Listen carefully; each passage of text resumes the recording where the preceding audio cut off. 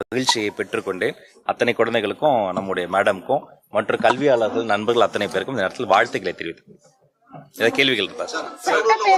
ஒவ்வொருத்தரா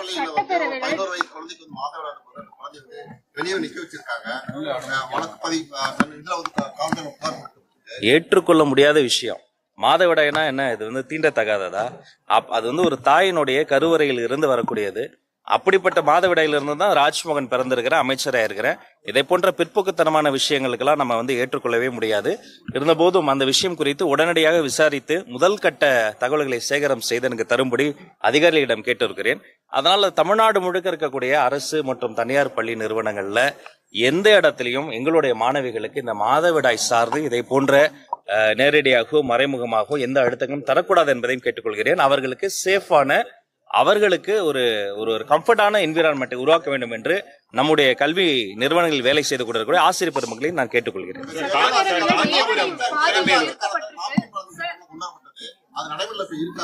ஏற்கனவே நான் சொல்லியிருக்கிறேன், இதற்கு முந்தைய அதிமுக ஆட்சிகள்ல என்னென்ன நல்ல திட்டங்கள் கொண்டு வரப்பட்டதோ அதையெல்லாம் மேம்படுத்தப்பட்டு தொடரவும் செய்வோம். அதே சமயம் அதுல ஏதாவது லீக்கேஜ் இருந்தா, ஒரு உதாரணத்துக்கு சொல்றேன், ஒரு 10 பயனாளர்கள் இருக்காங்கன்னு ஒரு கணக்கு அமைச்சிட்டு 6 பயனாளர்கள் மட்டும் தான் இருக்கிறாங்க, இடைத்தரகர்கள் வந்து அந்த காசு மிச்சம் இருக்கக்கூடிய 4 பயனாளர் காசு இருந்தா அதை கண்டறிந்து அது கலைந்து சரி செய்யப்பட்டு மற்றபடி எல்லா நல்ல திட்டங்களும் தொடரும், இதுவும் தொடரும். ஒரு கேள்வி, சீஃப் மினிஸ்டரோட புகைப்படத்தை மாட்டணும் அப்படின்னு சொல்லிட்டு உள்ள போய் ரீல்ஸ் எடுத்தது அப்படி போட்டிருக்காங்க, ட்விட்டர்ல சோசியல் மீடியால வைரலா போயிட்டு இருக்காங்க. சகல கட்சி நண்பர்களுக்கும் தோழர்களுக்கும் ஒன்று சொல்லிக்கிறேன். எங்களுடைய பள்ளிக்கூடங்கள் என்பது அறிவியலாளர்களும் ஆளுமைகளும் கல்வியாளர்களினுடைய திருவுருவ படங்களும் மாட்டணும். ஐயா அப்துல் கலாம் படத்தையும், அங்க நம்முடைய மண்ணின் மைந்தர்களாக இருக்கக்கூடிய இஸ்ரோ சிவன், மயில்சாமி அண்ணாதுரை, அதை போன்றவர்களினுடைய படத்தை மாட்டினால் உள்ளபடியே மாண்புமிகு தமிழ்நாடு முதல்வர் அப்போதுதான் மகிழ்வார். இனிமே கல்வி நிறுவனங்கள்ல இதை போன்ற நம்மளுடைய அரசியல் தலைவர்கள் எந்த கட்சியுமே அது மாதிரி பண்ண வேண்டாங்கிறதையும் நான் கேட்டுக்கிறேன். சார், ஒரு கேள்வி சார், அதாவது சிறப்பு மாணவர்கள் பற்றி நீங்க நிறைய விஷயங்கள் பேசிருக்கிறீங்க. ஆனா களத்துல பார்க்கும்போது சென்னையில 10 மாநகராட்சி பள்ளி வளாகங்களுக்குள்ள சிறப்பு மாணவர்களுக்கான மையங்கள் இயங்கிட்டு இருக்கு. கிட்டத்தட்ட 350 பிள்ளைகள் அங்க இருக்கிறாங்க. சோ அங்க அந்த பிள்ளைகளுக்கான சரியான ஒரு வசதிகள் இல்லை அப்படிங்கிற ஒரு தகவல் வருது. சூளையில் இருக்கக்கூடிய மாநகராட்சி நடுநிலை பள்ளி வளாகத்துக்குள்ள 32 சிறப்பு மாணவர்கள் படிக்கக்கூடிய ஒரு மையம் ரன் ஆயிட்டு இருக்கு. அங்க அவர்களுக்கு கழிப்பறை வசதி கூட இல்லைன்னு தகவல் வந்தது. நான் நேர்ல போய் பார்த்தேன். 2 கழிப்பறை, ஒண்ணு உடஞ்சு கிடக்குது, யூஸ் பண்ண முடியாது. இன்னொரு கழிப்பறையில தண்ணியே வெளியே போகாதுங்கிற சுச்சுவேஷன்ல இந்த டீச்சர், அந்த சிறப்பு மாணவர்கள், பேரண்ட்ஸ் அவ்வளவு அவசரப்படுறாங்க. இதுவரைக்கும் எந்த நடவடிக்கை எடுக்கல. 2வது விஷயம், ஒருங்கிணைந்த பள்ளிக்கல்வி திட்டத்தின் சார்பா ஒவ்வொரு பள்ளிக்கும் அவங்களுடைய அடிப்படை தேவையை பூர்த்தி செய்வதற்காக ஒரு பள்ளிக்கு, ஒரு மையத்துக்கு 2 லட்சம் ரூபாய், 20 லட்சம் ரூபாய் சாங்ஷன் பண்ணிருக்காங்க. இதையும் முழுசா பயன்படுத்தாம நிறைய முறைகேடு நடந்திருக்குன்னு தகவல் வந்திருக்கு. நான் சொன்ன பள்ளிகளே 2 லட்சம் ரூபாய் கணக்கு அமைச்சிருக்காங்க. ஆனா எந்த வேலையுமே நடக்கல. நான் நேரத்தை போய் பார்த்தேன். இதை பத்தி நீங்க விசாரிச்சீங்கன்னா சிறப்பு மாணவர்கள் இந்த நேர்காணல் முடிஞ்ச உடனடியாக அண்ணன் கிட்ட அந்த சம்பந்தப்பட்ட பள்ளிக்கூடத்தினுடைய ஆசிரியர்களுடைய எண்கள் வாங்கப்பட்டு உடனடியாக ஆய்வு பணியை மேற்கொள்றேன். இன்னொரு முக்கியமான விஷயத்தை நீங்க அதை டச் பண்ணாதான் சொல்றேன். வகுப்பறை இல்லாத கழிப்பறைக்கு கூட ஒரு பயன் இருக்கு. அது ஒரு காமன் டாய்லெட் யூஸ் பண்ணலாம். கழிப்பறை இல்லாத வகுப்பறைக்கு பயன் இல்லை. ஒரு வகுப்பறையில பாடம் சொல்லித்தரோம், கழிப்பறை தான் இந்த இயற்கை உபாதைகளுக்கு ஒரு உகந்த இடமாக இருக்கு. அப்ப இந்த கழிப்பறை மேம்படுத்தப்பட்ட வகுப்பறைகள் வந்து நீட் ஆஃப் தி ஆர். நான் முதலில் போட்ட கையெழுத்து என்னவாக இருக்கும் அப்படின்னு நண்பர்கள்லாம் யோசிச்சிருப்பாங்க. சில பேர் அதும்பாங்க இதும்பாங்க. நான் முதலில் பள்ளிக்கல்வித்துறை அமைச்சரான பிறகு போட்ட முதல் கையெழுத்தே தமிழ்நாடு முழுக்க இருக்கக்கூடிய கழிப்பறைகளை இந்த பூட்டப்பட்ட கதவுகளுடன் கூடிய கழிப்பறையா இருக்கா என்று ஆய்வு செய்து அதை மேம்படுத்துவதற்கான கையெழுத்து தான் போட்டேன். அதனால இது ஒரு விஷயம் நம்ம பண்ணிடுறோம், அலாட் பண்ணிடுறோம். நீங்க சொன்ன மாதிரி அதுக்கான ஃபண்டு வந்துருது. ஒரு திட்டம், அதுக்கு ஃபண்டு அப்படின்னு நம்ம முடிச்சிடக்கூடாது. அதோட இம்பாக்ட் என்ன?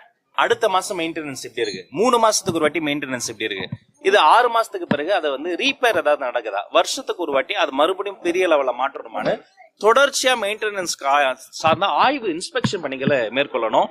டிஇஓ, சிஇஓ இவர்கள் எல்லாம் வந்து நான் போய் ஃபெசிலிட்டேட் பண்ணி கொடுங்க. சின்ன பிரச்சனைனா நீங்களே கூட சரி பண்ணி கொடுக்கலாமே என்று நான் ஏற்கனவே சொல்லியிருக்கேன். அந்த இடத்திற்கு ஆய்வு பணிகளையும் நான் மேற்கொள்றேன். தயவு செய்து வகுப்பறை எந்த அளவுக்கு முக்கியமோ கழிப்பறையும் அதே அளவுக்கு முக்கியம்.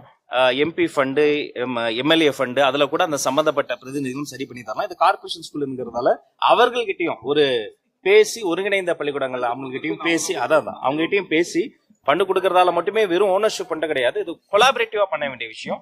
நிறைய ஆய்வுகளை வந்து நான் வந்து மேற்கொள்ள வந்து உத்தரவு. இன்னும் பெரும்பாலான பள்ளிகள்ல இன்னும் மாணவர்களை வைத்துதான் அந்த கழிவறையாகட்டும் தப்பு அதை வந்து கிளீன் பண்றதுக்கான பணிகளை வைக்கிறாங்க. பல வைரலா வீடியோக்கள் டாலரேட்டே பண்ண முடியாதுங்க. செங்கல்பட்டை தாண்டி இருக்கக்கூடிய பல அவுட்ஸ்கட்ஸ் ஆஃப் சென்னையில வந்து இது அங்கொன்றும் இங்கொன்றுமாக நடப்பதாக எனக்கே தகவல்கள் வருது.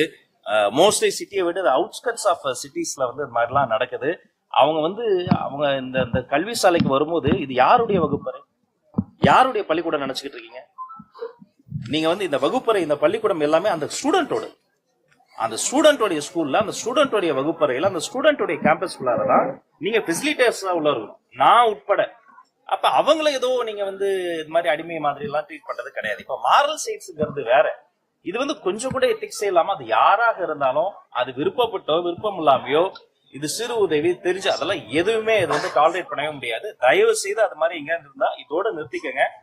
மேலும் இது மாதிரி புகார்கள் இருந்தா அந்த சம்பந்தப்பட்ட நிறுவனங்களுக்கு கடுமையான நடவடிக்கை எடுக்கும் என்பதையும் தெரிவித்துள்ளேன். தனியார் பள்ளிகள்ல கல்வி கட்டணம் வந்து அதிகமா இருக்குன்னு தொடர்ச்சியாக குற்றச்சாட்டு பெற்றோர்களால அது வந்து ஏற்றுக்கொள்ள முடியாத ஒரு அளவுல இருக்கு. மெட்ரிகுலேஷன் ஆகட்டும், சிபிஎஸ்இ ஆகட்டும், ஏற்கனவே அந்த கல்வி கட்டணம் தொடர்பாக அந்த அறிவிப்புகளை வந்து பள்ளி வளாகத்துல வைக்கணும்னு நீங்க சொல்லிருந்தீங்க. பல பள்ளிகள் அதை பார்க்கவே முடியாது. ஆய்வு பண்றது ஏதாவது குழு அமைக்கணுமா?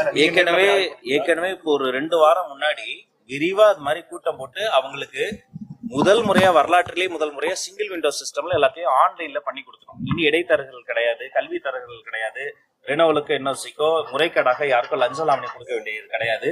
பதிலுக்கு நான் என்ன கேட்டேன், கொஞ்சம் ஃபீஸை குறைங்க, டிரான்ஸ்பரண்டா போடுங்கன்னு சொன்னேன். சரி, உடனே பண்ணலனாலையும் கொஞ்சம் கொஞ்சமா இது எல்லாரையும் பண்ணுங்க நான் கேட்டுக்கிட்டேன். இதை மீண்டும் வலியுறுத்துகிறேன். இப்படி நீங்க வந்து பண்ணி கொடுக்கறதின் மூலமாக எங்களுக்கு வந்து ஸ்டூடெண்ட் சேர மாட்டாங்க, அந்த ப்ராப்ளம் ஒண்ணுமே கிடையாது. இன்னும் சொல்ல போனா இந்த வெளிப்படைத்தன்மை வந்து உங்களுக்கு மீதான மதிப்பையும் மரியாதையும் கூட்டும். சில பள்ளிக்கூடங்கள் போட்டிருக்கிறாங்க, போட்டுட்டு எனக்கு வீடியோஸ்ல எடுத்து அனுப்புனாங்க, காணொலிகள் அனுப்பியிருக்கிறாங்க, கேட்கொலிகள் அனுப்பியிருக்கிறாங்க. அதெல்லாம் கூட தொகுத்து நான் வந்து திரும்ப போடுறேன். அதெல்லாம் பார்த்தா இன்னும் கொஞ்சம் மோட்டிவேட் ஆகி அவங்க அதெல்லாம் பண்ணுவாங்க. பண்ணிட்டு நீங்களே ஒரு வீடியோ எடுத்து போடுங்க, நாங்க வந்து இந்த மாதிரி ஃபீஸ் குறைச்சிருக்கோம், ஒரு 5000 ரூபாய் இருக்கட்டும் குறைங்களேன். இந்த 5000 ரூபாய் எத்தனை வீட்டுல வந்து அந்த ப்ரொவிஷன்ஸ் வந்து பாத்துருவாங்க. நீங்க வந்து ஒரு டிரான்ஸ்பரண்டா, ஒரு சின்ன ஸ்கூலா கூட இருக்கட்டும், நீங்க டிரான்ஸ்பரண்டா போட்டு ஒரு செல்ஃபி வீடியோ எடுத்து போடுங்களேன். எனக்கு அந்த மாதிரி வீடியோஸ் எல்லாம் எடுத்து நீங்க போடுங்க. அது ஆவணப்படி சில வீடியோஸ் வந்திருக்கு, அதை நான் விரைவில் வெளியிடுறேன். மீதி யாரெல்லாம் எந்த ஸ்கூல்லாம் அப்படி போடலையோ ப்ளீஸ் அதை போடுங்க. நான் வந்து இன்சிஸ்ட் பண்றேன்.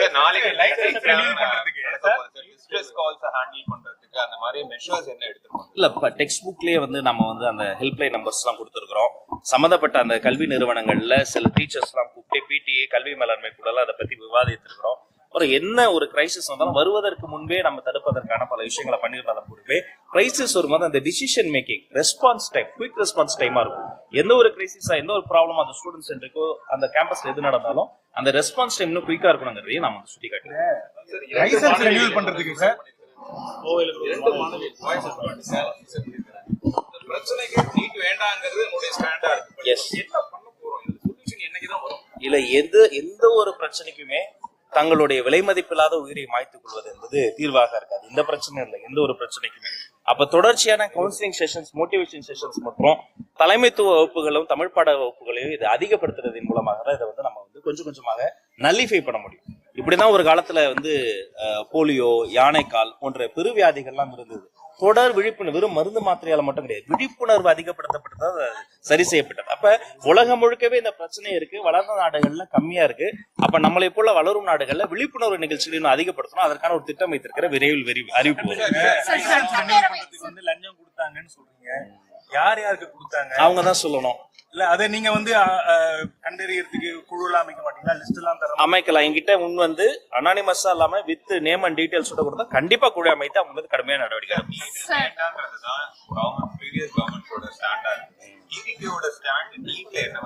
நாமளும் அதே தான் சொல்றோம். குழந்தைகளை கஷ்டப்படுத்தக்கூடிய எந்த ஒரு வலிந்து திணிக்கப்படுகிற எந்த ஒரு தேர்வு முறையும் வேண்டாம் தான் நாங்க தொடர்ந்து ஆட்சி வருவது முன்பும் அதே தான் சொல்றோம், இப்பவும் அதே தான் சொல்றோம். இதனால இப்ப வந்து எக்ஸாம்ஸ் எல்லாம் நடந்துகிட்டு இருக்கும் பொழுது அது நம்மளுடைய கொள்கைகள் அதுல இருக்கிறதால இந்த குழந்தைகள் பாதிக்கப்பட்டு விடக்கூடாது என்பதற்காக அரசியல் ரீதியாக சட்ட ரீதியாக அதற்கான முன்னேற்பாடுகளை செய்து கொடுத்தாரு.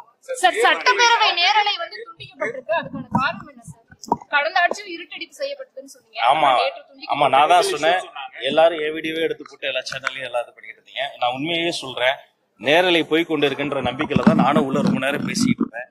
அப்ப போறேன். இடையில வந்து வெளியில நான் வந்து ரெஸ்ட் ரூம் வரும்போது தான் அப்புறம் சொன்னாங்க, அங்க இருந்த காவலாளிகள்லாம் ரொம்ப நல்லா பேசுறீங்கய்யா அப்படிலாம் பாராட்டி சொல்லிட்டு லைவ் போல இருக்கு அப்படின்னாங்க. அப்புறம் நான் போய் உள்ள விசாரிட்டு நான் ஏற்கனவே சொன்னதுதான், இது வந்து டெமோக்ரஸியில வந்து இதை போன்ற சட்டமன்ற நிகழ்வுகள்லாம் நேரலையில் தொடர வேண்டும் என்பதுதான் நிலைப்பாடு. சம்பந்தப்பட்ட துறை அதிகாரிகள் அனைவரோடும் பேசி மிச்சம் இருக்கக்கூடிய நாட்கள்ல நேரலை தொடரும் என்பதுதான் எங்களுடைய நிலைப்பாடு. இல்ல அதான் இது இப்பதான் அசம்பிளி முடிஞ்சது, அதை நான் விசாரிச்சு சொல்றேன். பட் நேரலை தொடரும். இனி அது மாதிரி நான் உள்ள இருந்ததால அதை பத்தி எனக்கு தகவல் இல்லை. வெளில போய் தான் உண்மை, நான் வெளில போய் தெரிஞ்சுக்கிட்டேன், இடையில வெளில போனாலும் தெரிஞ்சுக்கிட்டேன். அதுக்கப்புறம் நான் சொல்லிடுறேன். ரொம்ப அதாவது காட்டவே முடியாத மாதிரி ஏதாவது ஒரு பிரச்சனைகள் நடந்தா அது மாதிரி டிசிஷன் எடுக்கலாம். ஒரு சின்ன முடிவு எடுத்து, ஏன்னா அது வந்து மக்கள் பாக்குறாங்க, குழந்தைகள் பாக்குறாங்க வந்து ரொம்ப ஆபாசமான வார்த்தைகளோ ரொம்ப அன்பார்லிமெண்டரியான திங் வரும்போது ரொம்ப கயாசம் வரும்போது போகலாம். மற்றபடி ஸ்மூத்தா தான் அது போச்சு. அதனால அதை நான் கலந்து பேசி இனி இப்படி நடக்காம பாத்துக்கலாம். நேரலை தொடரும். ராயபுரம் எம்எல்ஏ அடிக்க பாய்ந்தார் சொல்லி அப்படிலாம் இல்லைங்க. அவர் எங்க அடிக்க பாஞ்சாரு? அவரு பின்னாடி இருந்தாரு. என்ன விஷயம் எனக்கு தெரியாம கொஞ்சம் எழுந்து பார்த்தாரே தவிர அப்பெல்லாம் இல்ல. வன்முறையெல்லாம் இருந்தாலும் ஸ்மூத்தா தான் போச்சு. நன்றி. சிபிஎஸ்இ 12ஆம் வகுப்பு தேர்வு ஸ்கேன்ல ரீட் அவுட்ல நிறைய இஷ்யூ ஆச்சுங்கிறது எல்லாருக்கும் தெரியும். தமிழ்நாட்டிலயும் அதே போல ஒரு விஷயம் நடந்திருக்கு. தேர்வுத்துறையில இந்த முறை வந்து ஸ்கேன் காப்பி ரிலீஸ் பண்றது ரொம்ப டிலே ஆச்சு. இப்பதான் பண்ணிருக்காங்க. அதுவும் 16ஆம் தேதி வரைக்கும் லாஸ்ட் டேட் சொல்லி ஒரு நாள் எக்ஸ்டெண்ட் கொடுத்துருக்காங்க, அவ்வளவுதான். பட் இதுல வந்து முதல்ல டெண்டர் எடுத்த ஒரு நிறுவனம், தகுதி இல்லாத நிறுவனம், வெறும் 2 நிமிஷம் தூக்கிட்டு வந்துட்டு டிபிஐக்குள்ள வச்சுக்கிட்டு நாங்க ஸ்கேன் எடுக்கணும்னு கொடுத்துருக்காங்க. அது விஷயம் உள்ள பேப்பர் பண்ணணும்னு தெரிஞ்சு அங்க ஓடி போயிட்டு இருக்காங்க. திருப்பி தேடி பிடிச்சி 2வது நிறுவனத்தை வச்சுதான் பண்ணதுனால லேட் ஆயிருக்குன்ற ஒரு தகவல் வந்திருக்கு. ஸோ இனிமேல் வரக்கூடிய ஆண்டுகள்ல இந்த மாதிரி இஷ்யூஸ் வராம இருக்கிறதுக்கு நம்ம என்ன ஸ்டெப் சொல்லிருக்கோம்? டிபி மட்டும் கிடையாது, பல இடங்கள்ல வந்து ஏற்கனவே நான் சொன்ன மாதிரி யாரும் நம்ம பேரை மிஸ்யூஸ் பண்ணி இந்த அமைப்புகள் சிண்டிகேட்டு இந்த 2-3 பேர் சேர்ந்துக்கிட்டு எனக்கு அமைச்சரே தெரியும், எனக்கு வந்து இவங்கள தெரியும், நம்பாதீங்க. முறைகேடுகள் செய்த காலம்லாம் முடிஞ்சு போச்சு. இது வரைக்கும் எப்படி வந்ததோ அதை தூக்கி போட்டுருங்க. ஒவ்வொரு டிபார்ட்மெண்ட்லயுமே அந்த சிஸ்டம் கிளீன் பண்ணிக்கிட்டே வரும். அதனால இது நீங்க நார்மலா நேர்மையான முறையில டெண்டர் எடுத்து ஒரு பிசினஸ் பண்றது என்பது வேறு, இருக்கிற எல்லா குறுக்கு பாதையிலையும் போய் இது மாதிரி மாணவர்களினுடைய வாழ்க்கையோட விளையாடு என்பது வேறு. இந்த சம்பவம் குறித்து இன்னும் ஆழமா விசாரித்து டெஃபினெட்லி நான் ஒரு நல்ல முடிவு எடுத்து முடிச்சேன். அன்பை மகிழ்ச்சியை பெற்றுக்கொண்டேன். அத்தனை குழந்தைகளுக்கும், நம்முடைய மேடம்க்கும், மற்ற கல்வியாளர்கள் நண்பர்கள் அத்தனை பேருக்கும் இந்த நேரத்தில் வாழ்த்துக்களை தெரிவித்துக் ஏதாவது கேள்விகள் இருக்கா சார்? ஒவ்வொருத்தரா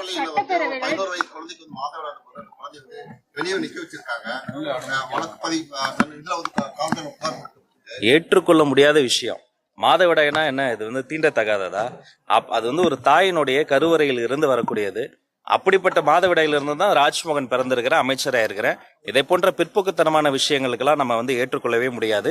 இருந்தபோதும் அந்த விஷயம் குறித்து உடனடியாக விசாரித்து முதல் கட்ட தகவல்களை சேகரம் செய்து எனக்கு தரும்படி அதிகாரிகளிடம் கேட்டிருக்கிறேன். அதனால தமிழ்நாடு முழுக்க இருக்கக்கூடிய அரசு மற்றும் தனியார் பள்ளி நிறுவனங்கள்ல எந்த இடத்திலையும் எங்களுடைய மாணவிகளுக்கு இந்த மாதவிடாய் சார்ந்து இதை போன்ற நேரடியாகவோ மறைமுகமாகவோ எந்த அழுத்தங்களும் தரக்கூடாது என்பதையும் கேட்டுக்கொள்கிறேன். அவர்களுக்கு சேஃபான, அவர்களுக்கு ஒரு கம்ஃபர்டான என்விரான்மெண்ட்டை உருவாக்க வேண்டும் என்று நம்முடைய கல்வி நிறுவனங்களில் வேலை செய்து கொண்டிருக்கிற ஆசிரியர் பெருமக்களையும் நான் கேட்டுக்கொள்கிறேன்.